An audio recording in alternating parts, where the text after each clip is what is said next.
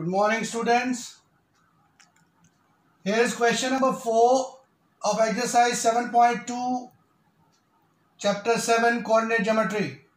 So today in this video we are going to solve the question that says find the ratio.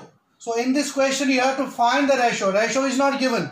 So in this question you have to find the ratio, a line segment joining the points -3, 10 and 6, -8 is divided by -1, 6. तो question क्या कहता है बच्चों, आपको बोले एक line segment है, ये मान लीजिए एक लाइन सेगमेंट, इस ए इसके कोऑर्डिनेट्स है -3 और 10 और बी इसके कोऑर्डिनेट्स है 6, -8. अब क्या कह रहा है कि एक पॉइंट मान लो ये पॉइंट है जिसको हम नाम रखेंगे P और ये है -1, 6. ये पॉइंट बताना है कि किस रेशो में इस लाइन सेगमेंट को डिवाइड करता है. सो आपको क्या फाइंड करना है, रेशो. पहले क्या होता था, हम M1:M2 लेके सेक्शन फॉर्मूला यूज करके ये x और y की वैल्यू फाइंड करते थे जब लिखा होता था कि find the coordinates of the point which divides the line segment. But here in this question you have to find the ratio. So हम क्या करेंगे, हम रेशो k:1 ले लेंगे. Let the ratio be k:1. So AP आपका k और BP आपका 1 है. सो इस क्वेश्चन को सॉल्व करने के लिए आप क्या लिखेंगे, late the ratio be k:1.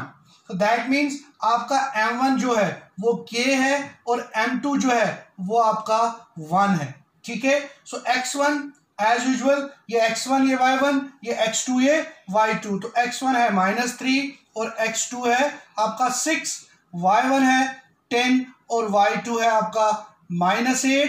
और आपके x और y के x है आपका बच्चों, दिस इज योर x. तो ये आपका x है, x और ये आपका है y. इसको आपने x1 माना है और ये आपका y1 होता है, ये आपका x2 और ये आपका y2. तो x कितना है आपका बच्चों, -1 और y क्या है 6. तो अब हम क्या करेंगे, using section formula. I hope आपको याद हो चुका होगा सेक्शन फॉर्मूला, कि सेक्शन फॉर्मूला क्या होती है. आप जिसमें x वो वाला पॉइंट के कोऑर्डिनेट्स फाइंड करते हैं जो डिवाइड करता है लाइन सेगमेंट को गिवन रेशियो में. सो x का फॉर्मूला क्या होता है, M1x2 plus M2x1 upon M1 plus M2. ठीक है बच्चों.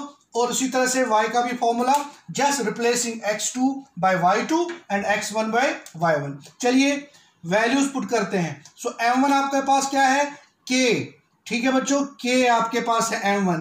x2 आपके पास 6, तो k इंटू 6 प्लस M2 आपका 1 है इंटू x1. सो x1 आपका -3 है अपॉन क्या आ गया आपके पास, M1 plus M2 that is k plus 1. और x की वैल्यू आपको पता है क्या है, x की वैल्यू आपको -1 लेना है. तो x की जगह आप -1 लेंगे, तो -1 is equal to 6k -3 upon k plus 1. 6 into k, 6k -3 upon k plus 1. और इस x की वैल्यू क्या है, -1. ठीक है.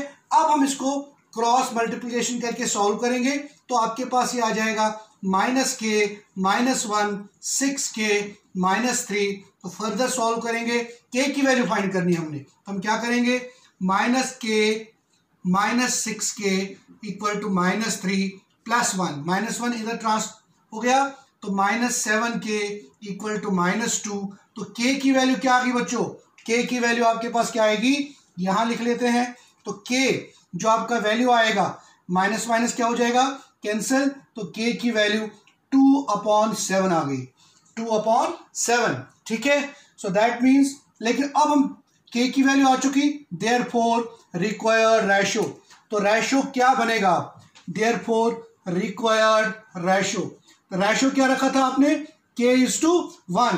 तो लगाइए k की वैल्यू. तो k की वैल्यू क्या है, k की वैल्यू है 2/7 ये 1. तो क्या है रेशो, 2:7. तो ये आपका आंसर आ गया. देयरफॉर कौन सा रेशो, 2:7. ये रेशो में हो गया आपका आंसर 2:7.